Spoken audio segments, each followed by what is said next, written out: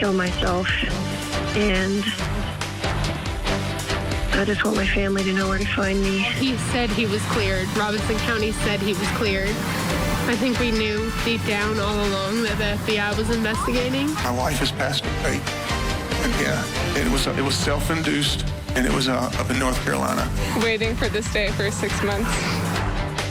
New developments in the Mica Miller investigation. The FBI raids the home of her widower, a South Carolina pastor. A spokesperson for the family of Mica Miller is joining us to talk about if the two are connected. And Verdict Watch continues today in the burn pile murder trial, with the jury asking for clarification on some charges. Our team is ready to bring you their decision as early as this morning. Also this hour, the lawyers for Sean Diddy Combs seeking a gag order, saying at least one grand jury witness is speaking to the press. Plus, the details you missed from Saturday's testimony in the Delphi murder trial. Disturbing videos of Richard Allen and angry relatives of the victims. It's all next right here on Opening Statements.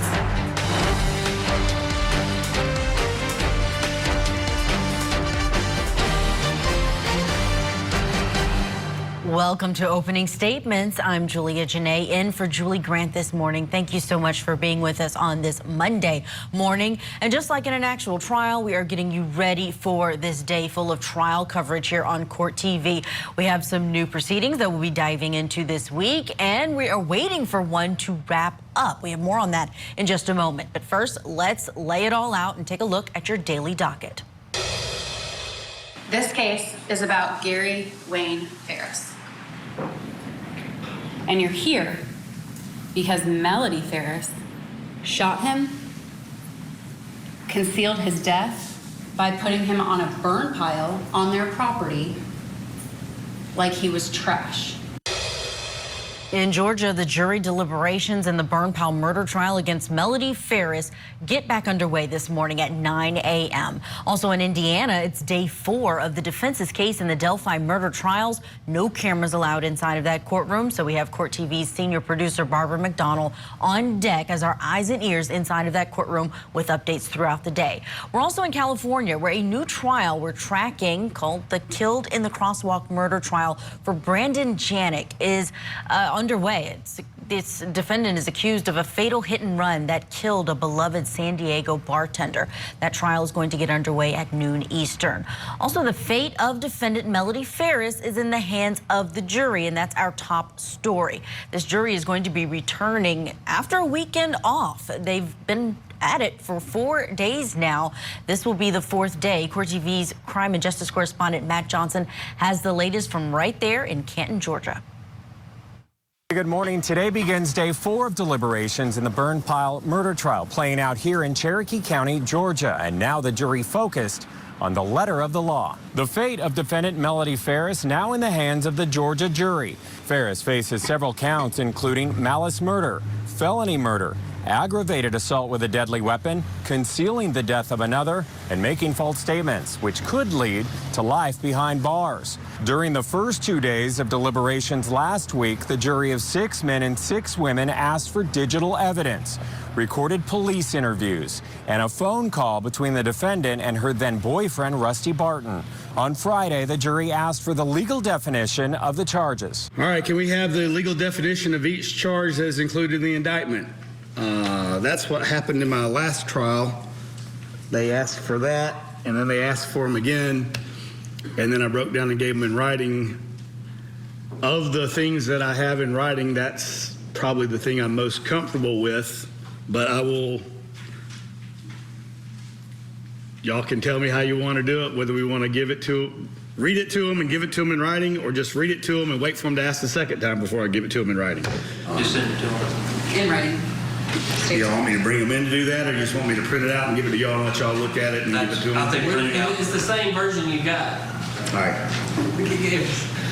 Just give it to them. If the jury has a question or a verdict is reached, it could be a little tricky because the judge has a full docket this week and no second courtroom. That's the very latest from the courthouse. I'll send it back to you. Our thanks to Matt Johnson for that report. Let's bring in our guests who are standing by to talk about what we may expect today. Criminal defense attorney Kirk Nurmi is with us, and trial attorney and former prosecutor Randolph Rice with us as well. Great to have you both on. This is a trial that we have been just fascinated by, all of the details and just how hard it is to decide exactly what happened, because both the prosecution and the defense put on strong cases. Kirk Nurmi, your thoughts on what this jury may be going over as we go into the fourth day of deliberations? Yeah, Julia, I think this trial, I guess, as you point out, has more questions than answers, and I think maybe the jury is grappling with that. We've seen now on a fourth day of deliberations, and while there hasn't been maybe a lot of hours of deliberative time, I think there's been a lot of time for the jurors to be separate and to contemplate. And I think when they do that, they maybe get entrenched more in their own positions rather than consider others. So I think when we see a question like this, looking for clarification, I sense that jurors might be using this to think a particular way as kind of a point of advocacy to say, see, listen, this is what the judge believes. This is the clarification. This is why I'm right. And we may see other jurors push back on that. So it's really hard to say what the deliberative process is, but there's obviously some conflict in this. And again, some people may not feel comfortable delivering a verdict of guilt when there are so many unanswered questions. Yeah, and both sides tried to address as many of those questions as possible. Randolph, what are you thinking as we are going into this fourth day and we have the jury asking the question, like Kirk pointed out, they're asking about the definition of these legal terms, which oftentimes the court says we can't even really get involved. They're at least going to get these jury instructions, but I know there are a lot of people who are wondering, does this mean the jury is going to reach an impasse and not be able to reach a verdict?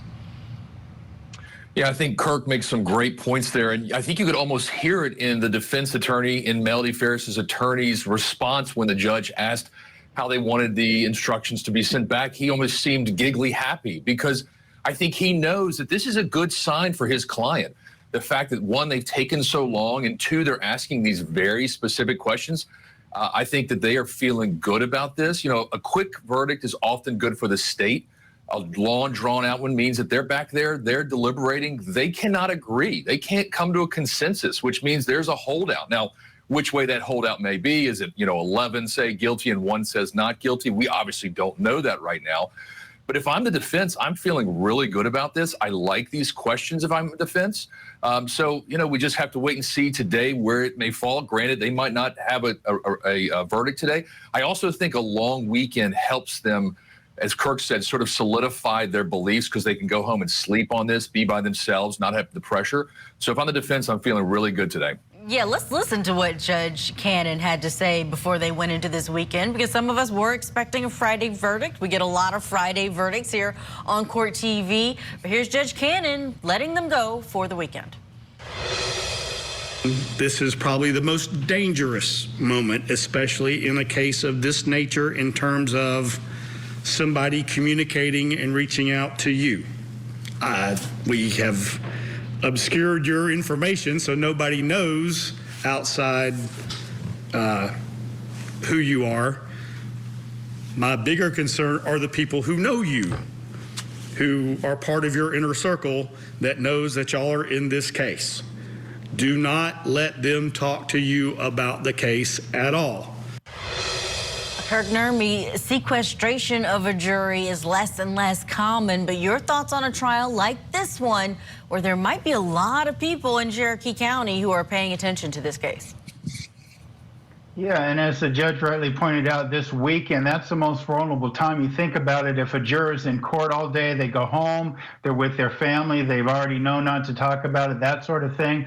But when they're out on the weekend, maybe running their errands, their coworkers know they're on the jury, there's gossip about it maybe in the town, that makes them most vulnerable, most subject to that kind of influence. So, that is a trouble spot. Yeah, do we want a sequestration for every juror in a case like this?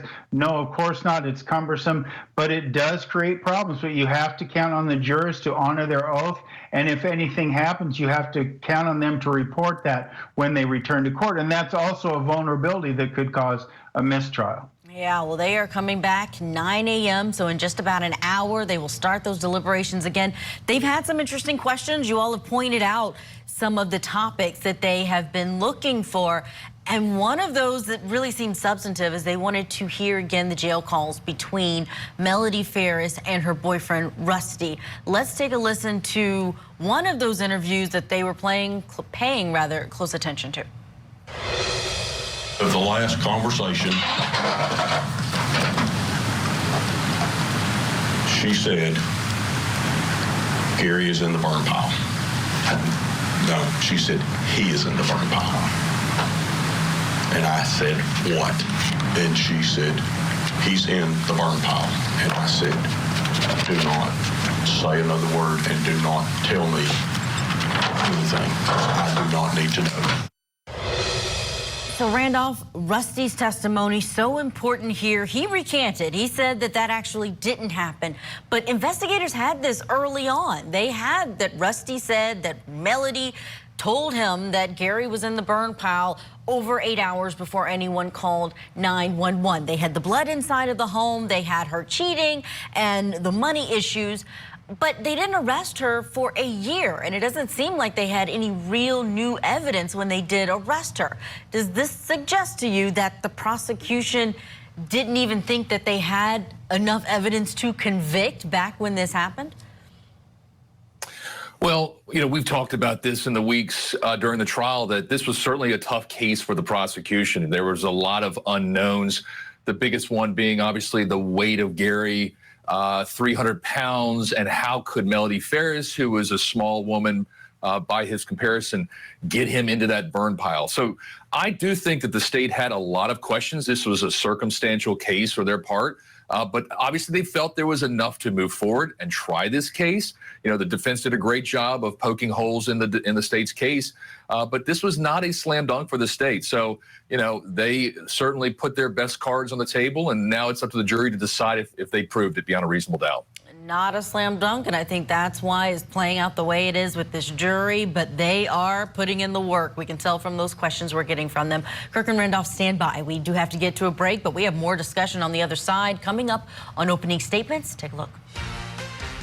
Waiting 6 months for something to be done, and hopefully justice will come faster and he'll be put in handcuffs and put in jail. We're following new developments in this case. The mysterious death of Mica Miller, the wife of a pastor. We have two special guests who are close to this case who are joining us to talk about an all-new FBI raid made on her widower's home. But first, what's trending in new true crime? Sean Diddy Combs is seeking an immediate gag order to be granted. More on that next. Mr. Jeffrey, tell me what happened that night. Killed my wife, I guess. I don't remember none of that. You don't remember the fight with Lisa? How many times did you hit her? 5. You don't remember what her dead body looked like laying out there in front of you? Not at all. If you were me, would you believe you? Interview with a Killer. Sunday, 8/7 Central. Only on Court TV. Sean Combs led and participated in a racketeering conspiracy. The trauma of the assault has taken a toll. We are focused on Diddy, but this is in his action, but this is really about securing the safety of the victims and the public. How are you all feeling right now? Anything you want to say? I believe he's innocent, and we're going to fight this case with all of our might until we don't have to fight anymore. And now for what's trending in true crime. Sean Diddy Combs is back in the headlines, this time asking the court to grant an immediate gag order in the case. His defense team says that a grand jury witness is making false claims and talking to the press. Combs' attorneys said in a letter to the judge that the statements made by certain individuals are, quote, undermining Mr. Combs' right to a fair trial. The letter followed grand jury testimony by a music producer who claimed to have possession of a videotape of the music mogul engaged in sexual assaults and with celebrities. The letter went on to say that these stories have spread rapidly through the media, created an impression that such videos do exist, which is false, and that the government is actually crediting his sensational claims, which is profoundly prejudicial. So the defense is asking the court for a gag order, gagging potential witnesses and their attorneys, saying we are asking for this to happen. What we're asking today is, will this gag order be granted? Let's bring in our guest to talk about this. Joining us now, Chief of Police at Talladega College and retired homicide detective, Chief Chris Anderson, and actor, writer, and media personality Headcrack is with us as well. Also still with us, trial attorney and former prosecutor Randolph Rice. It is good to have all of you here to talk about this case. It's one that continues to grab headlines. Chief Anderson, let me start with you. This is a case where the media headlines have just seemed to overtake the case that is still ongoing. Can you talk about whether or not there should be a gag order when we know that there are still agents who are investigating this case and we could see new charges? Yeah, so for me, you know, look, it's a lawyer's job to suppress any evidence that hurts or helps the defense and vice versa. So for me, in a case like this, you know, it's kind of hard to make a decision or make a determination on what a judge would say. It's been a long time since we've seen a person of his stature before a judge or before a jury. So, you know, it's kind of hard what a judge, hard to understand or to guess what a judge will do in a case like this. I think there should be some sort of gag order issued, me personally, because as an investigator, I see it on both ends. So I could see them issuing out a gag order because, number one, on the defense side, it hurts their case because there are more and more victims that are coming forward every day. We hear this, he's in the news and in the media. As an investigator, you know, you want those victims to come out. You know, it kind of helps your case, but it undermines the courts as a whole when you do have when you allow a judge to not have a gag order in place. That's an interesting point. Also want to point out that today is Diddy's 55th birthday. And the New York Post revealed what they say they've obtained to understand what it's like for him behind bars right now. They talked about what his birthday meal, nothing special, but just understanding what it would be behind bars. They say there at the federal jail that he's in, it includes biscuits and gravy and oven brown potatoes, bread and oatmeal, and lunch there is cheese pizza, Italian pasta, salad, and green beans. The list goes on. Headcrack, I want to understand more about what these headlines, what the response has been that you've seen to these headlines, because there are more and more accusers who are coming forward, to Chief Anderson's point. But what do you think the reaction is, the response is? Is it skepticism, or are people taking all of these accusations that haven't been vetted in a courtroom yet at face value? I mean, I think as it continues to pile on, people get into a space and place to where maybe they believe some of it, not all of it, because some of the claims are a little bit ridiculous. And, you know, as it relates to, you know, what, you know, the guy Courtney Burgess was saying that he saw in the tapes, if any of this stuff is true, this is some pretty, you know, damning evidence. And, you know, if, you know, Diddy and his team are saying, oh, that, you know, that there are no such tapes, there's, you know, no minors, anything like that, then that has to be true on Diddy's side for him to jump out the window and say that. So it just really boils down to, like, we won't know what's really happening until, like, you know, the trial goes on and people start presenting evidence. But it all seems to be feeding the media fire, which, you know, puts him in a place where he gets judged in the court of public opinion before he even gets to go to trial. Yeah, Randolph, that is something that the judge is going to have to weigh, whether or not this is damaging to the case with so much in the media, this implication that he may not get a fair trial if there's overwhelmingly these headlines. But we see this in celebrity trials, and it hasn't stopped cases from going forward, from juries being sworn in who say they haven't even seen any of the coverage. But your thoughts on if the judge in this case is going to grant that gag order? Quite frankly, I am shocked that they didn't do this earlier. If I'm the defense team, I want the disinformation or information to cease. I don't want any more witnesses talking. I don't want any of their attorneys talking. Now, the state, they're obviously not going to talk. So there's no concern on their part. They probably are saying, do whatever you want to do. We're not going to talk to anybody anyway. But the defense is wise to do this. This is a good move on their part because, as the last guest just pointed out, this disinformation can cause the public to have a false impression or Sean Combs is charged with or what the facts may actually be. So to slow that down, to take that out, and then knowing the public now knows that, hey, we don't know anything else and everything that's coming out is just misinformation because we're not getting it from the actual source, that may help the defense. So this is smart. I'm glad they did this. If I was his attorney, I would say this is a good idea. I think the judge is going to grant it because it will help the case. There's another part to the motion that they have filed, and that has to do with the list of accusers. Even though we've all seen headlines and we've seen these civil cases being filed, they argue that there's no mention of any accusers in the indictment, and really there's only a reference specifically to a victim that we understand to be Cassie Ventura. Let's take a listen, though, to one of those attorneys who's representing a lot of clients on some civil claims, Tony Busby out of Texas.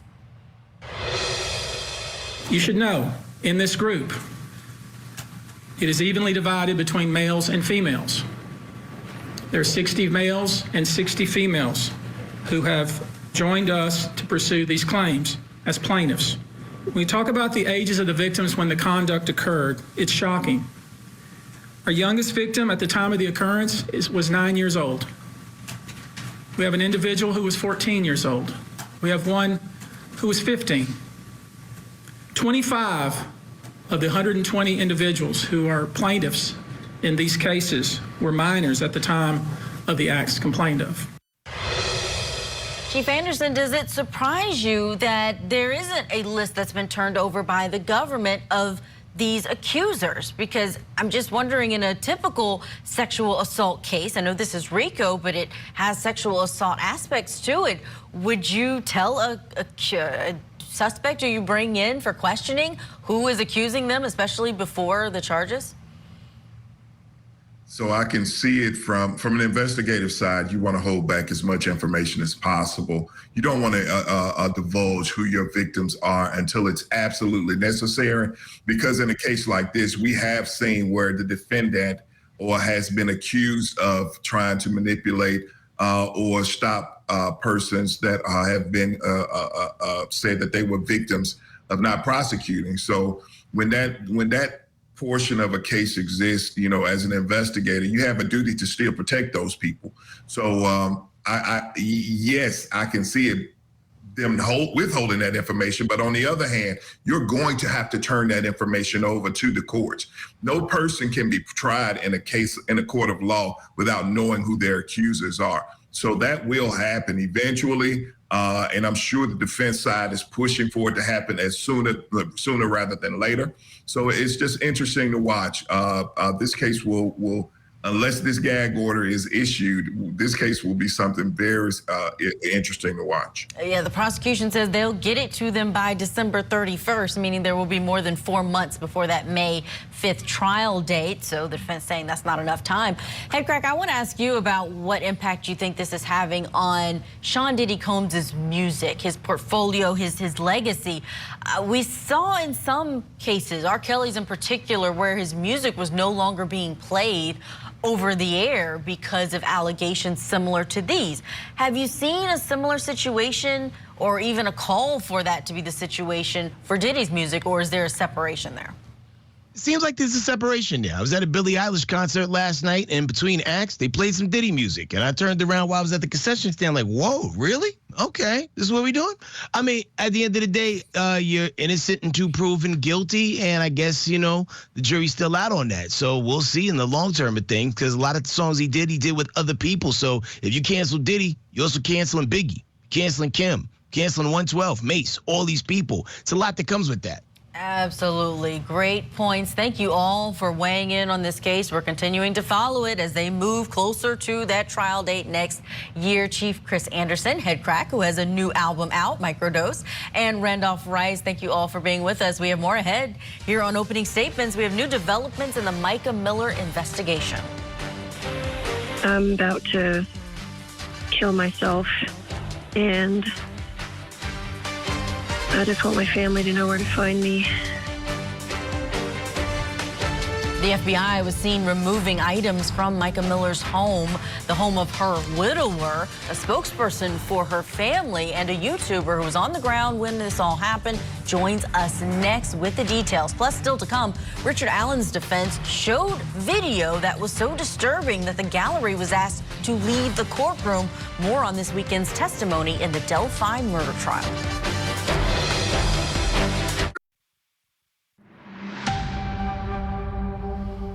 This morning, we are spotlighting the Mica Miller investigation. FBI agents were recently seen searching the home of her widower, who has been questioned about her mysterious death.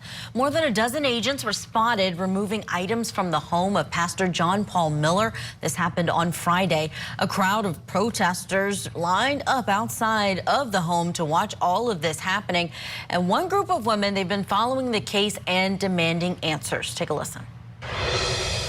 Waiting 6 months for something to be done, and hopefully justice will come faster and he'll be put in handcuffs and put in jail. Back in April, 30-year-old Mica Miller died by an apparent suicide.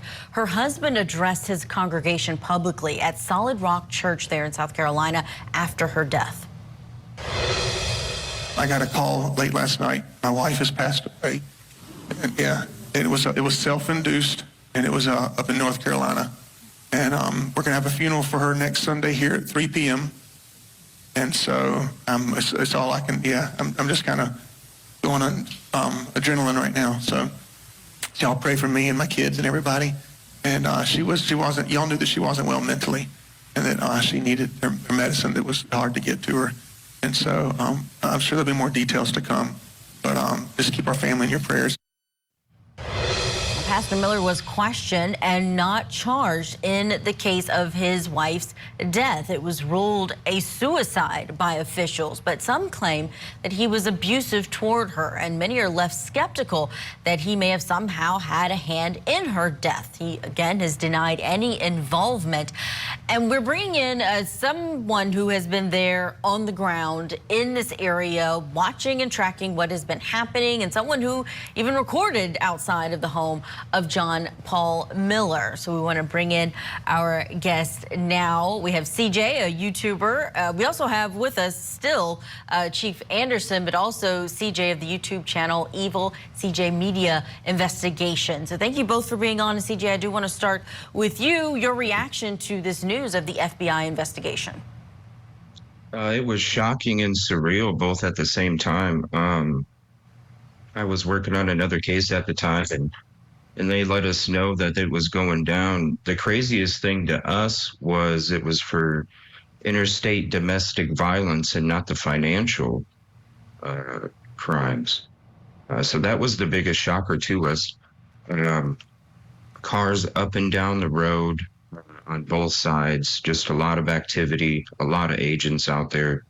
Very surreal. And tell me again what you just said, CJ. You mentioned that it was not about the financial. Tell me about how you were able to learn that and what details you were able to draw about their reasoning for there. We've reached out to the defense team to see if they could give us clarification. Haven't heard back yet, so we haven't independently confirmed this, but let me know just again what you were able to find out. It was actually another news organization that had put the code out there. And so when the code made the rounds, that's when you look it up, and it was for interstate domestic violence crossing state lines involving the death of somebody else.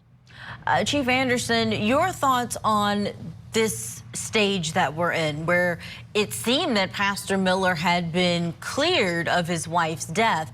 And People magazine, who's been in contact with the FBI, or a spokesperson there, called it a, quote, parallel investigation that's happening now. What does that look like when you have a parallel investigation? So, yeah, parallel investigation. There have been times where state agencies and government agencies have conducted investigations into the same victim, if you will. Those two investigations are conducted in a way that the state handles their portion, but the federal agents are looking at it from a completely different lens. So yeah, but they are both working together.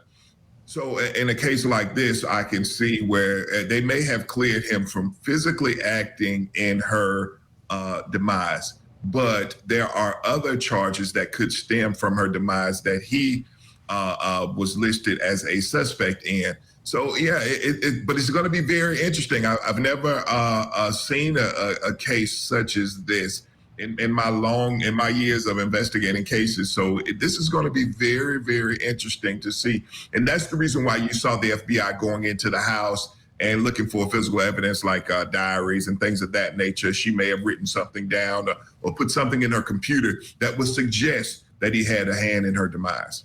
I'm really glad you pointed out about the FBI getting involved, because it's hard to know what drew them to this investigation. But let's take a listen. You mentioned diary. We did hear from Mica in a way through her social media. Here's a post that she put on Facebook before her death. Hey, everybody. I just want to let you know that I'm alive and well, and life's been kind of crazy. A couple past weeks, months, years. But I've kind of had to keep my circle really small for the past couple weeks, just because I'm going through a lot and it's hard, and it's my cross to bear. It's the thing that God has put in my life to deal with, and I don't want to bring a lot of people into it.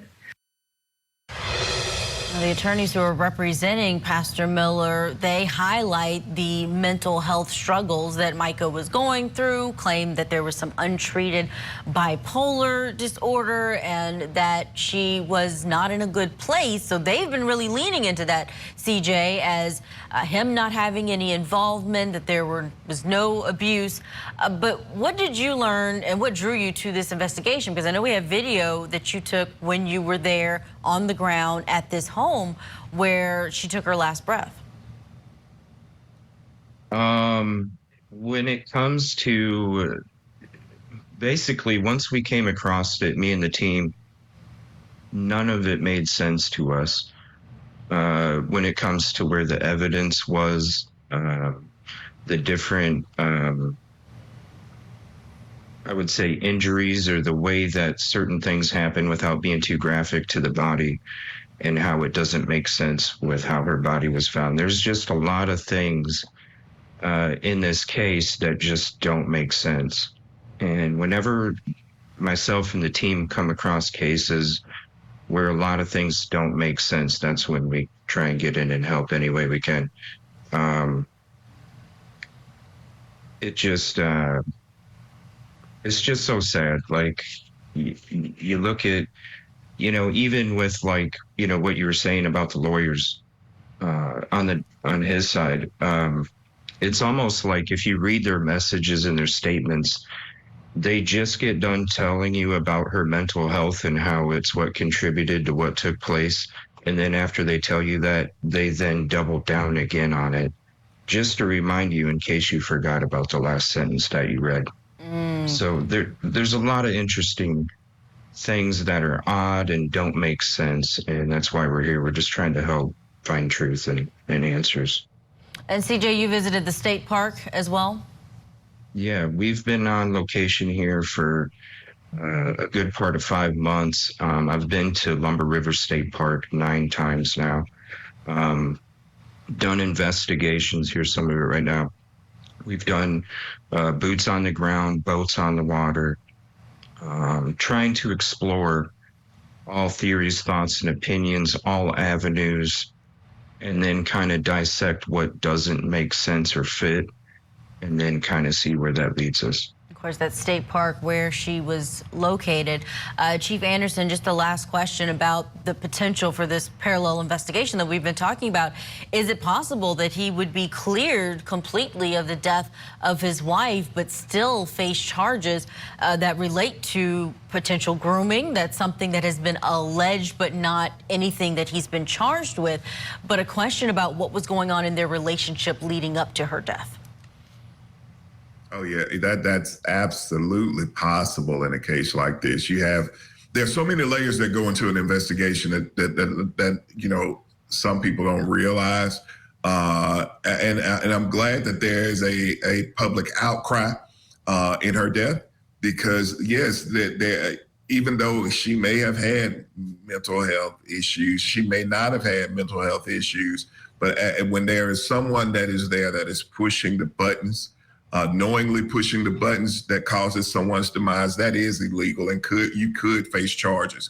So I'm glad to see that there is a public outcry in a case such as this, and I'm interested to see where it's going to go, because from what I'm seeing, there are a lot of layers that goes into their marriage and their relationship, even after they split. So yeah, this is going to be interesting to see. And yes, he could face charges outside of being charged with her death. We will continue to follow this case, and if we learn more about this FBI raid, we will bring it to you here on Court TV. CJ and Chief Anderson, thank you so much for your time and being with us this morning. And in case you missed it over the weekend, here's what we have ahead on opening statements. One of Florida's strangest cases comes to an end. Sheila Keene Warren, also known as the Killer Clown, has been released from prison. She served more than a year and a half of a 12-year prison sentence, 7 years rather, of a 12-year prison sentence. Last year, she pleaded guilty to second-degree murder in the 1990 shooting death of her husband's then-wife, Marlene Warren. She's been in custody since she was arrested in 2017. Next hour, we'll be talking to the state attorney who put her away, asking him why she was released. That's next.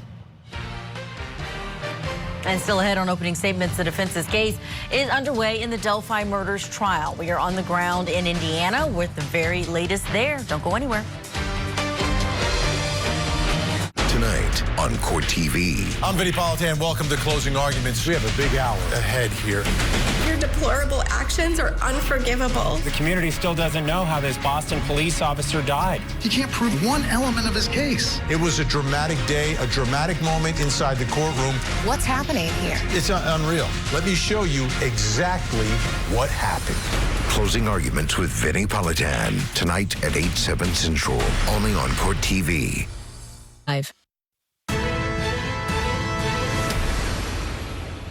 Now for what's tipping the scales in the Delphi Murders Trial of Richard Allen, happening in Indiana. Today, the defense continues its case and is expected to recall witness Brad Weber to the stand. He's the one who owns property near where Abby Williams and Libby German were killed and got into a heated exchange with Allen's attorney on cross-examination the last time he testified. More now from Court TV senior producer, Barbara McDonald, who is in Delphi covering the trial. Today is day 15 in the Delphi double murders trial here in Carroll County, Indiana. And today we expect the defense to call Brad Weber as a witness. He's an important witness for the state's timeline. They say that he came home from work around 2:30 on the day of the attack. He lives just south of the bridge where that abduction of Abby and Libby happened. The state says he interrupted Richard Allen's attack, and therefore Richard Allen marched the girls across the creek where he killed them. The defense says that there are problems with what time Brad Weber got home, and he gave inconsistent statements previously to law enforcement about what time that was. On Saturday, the defense also called Douglas Carter, the superintendent of Indiana State Police. He was only on the stand for a few minutes, long enough to testify that in 2021, he asked the FBI to stop working on the Delphi murders case, and he even asked them to return all of the materials in their possession related to the case. No explanation was offered as to why he did that. On Saturday, jurors also watched about 15 videos from Richard Allen's time in the Westville prison. These videos were all done by camcorder, showing him being transported from one place to another within the prison. One of those videos apparently showed a medical visit. In some of the videos, he is naked, hooded, handcuffed behind his back. Now, the gallery could not see these videos, but the jurors paid very close attention to them, taking lots of notes. We're also hearing that the defense could be done as early as Wednesday with their case in chief, meaning the jury could get this case by the end of the week. Here in Carroll County, I'm Barbara McDonald. Our thanks to Barbara McDonald for being our eyes and ears inside of that courtroom where cameras were not allowed and electronics are not allowed. So she is writing everything down, handwritten notes, and then delivering that for us to stay up to date on what's going on. Let's bring in former criminal defense attorney Kirk Nurmi, who is standing by. Kirk, this is a case that's been highly anticipated. We are finally hearing not only the prosecution's case, but now we're in the defense case. And this witness, Brad Weber, is a pretty important one. Yeah, you know, one of the things that's obviously important in any case is telling a story, and a timeline is part of that story. And if Mr. Weber can, you know, bring forward some of the defense's points regarding that timeline and regarding maybe that it couldn't have been Mr. Allen, obviously with the tactic they're trying to take here, that's an important witness. And they feel like maybe bringing him back, maybe they felt like they couldn't get all the questions out in cross-examination or something occurred to them. So they want to, and it's a good tactic in some ways to take a state's witness, a key state's witness, and make them your own. Let's talk about this surveillance video, because we understand from reporters who were permitted to see it, it was, quote, very difficult to watch. And the purpose for showing this is the defense wants this jury to understand the environment that these confessions, alleged confessions, were done in, that he looks despondent, that he's not resisting, that he's being dragged seemingly through these halls, that sometimes he's in a wheelchair, that he's just in a state where they are arguing he could not have made a rational comment to police. Your thoughts on the impact that may have on the jury, whether they will think that this is Allen being mistreated, or that he was just in a state because of his guilty conscience?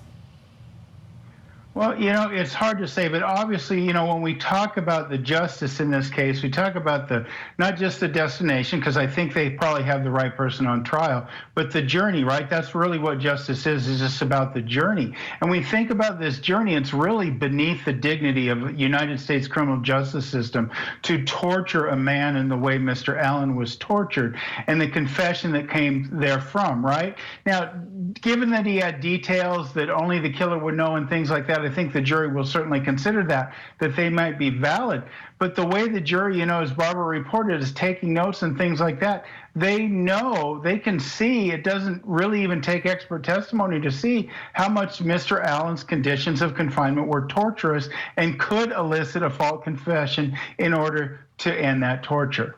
It's really tough to hear the details that are coming out. We know this jury, no doubt, impacted either way by seeing these graphic images. We know the family of the victims were concerned that the gallery was not shown those surveillance videos, but they were shown the deceased body. So understandable critique of that. Kirk Nurmi, thank you so much for your analysis this hour. That's it for opening statements.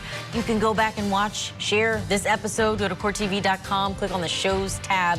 But we have more next. Court TV Live is going to begin. Jury deliberations going to begin as well in the Byrne Powell murder trial of Melody Ferris. Stay with us. You're watching Court TV.